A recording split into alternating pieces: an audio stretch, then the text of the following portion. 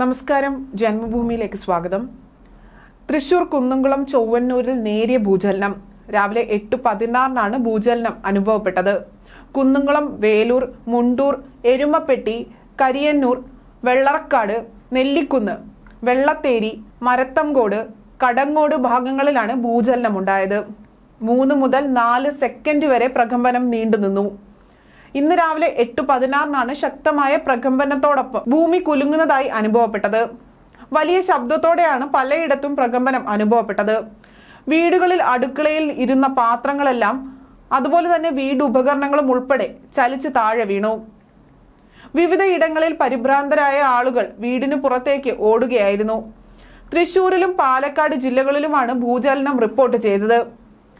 പഴുന്നാന, കടങ്ങോട്, ആനയ്ക്കാൽ തുടങ്ങിയ മേഖലകളിൽ ഭൂചലനം അനുഭവപ്പെട്ടതായി വിവരമുണ്ട്.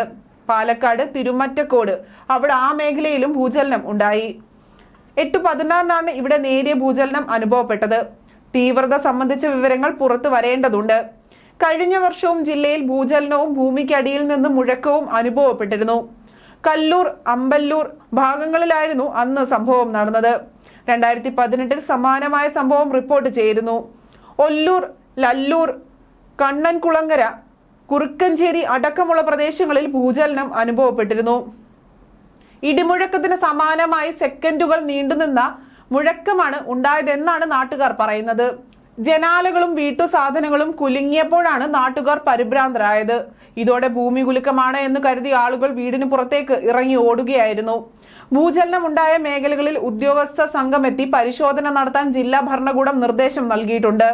തഹസിൽദാരുടെ ജിയോളജി വിഭാഗം ഉദ്യോഗസ്ഥരുടെ നേതൃത്വത്തിലുള്ള സംഘമാണ് പരിശോധന നടത്തുക. ഭൂചലനത്തിന്റെ പ്രഭാവ കേന്ദ്രം എവിടെയാണ് എന്നും തീവ്രത എത്രയാണ് എന്നും ഉൾപ്പെടെയുള്ള വിവരങ്ങൾ ലഭ്യമായിട്ടില്ല.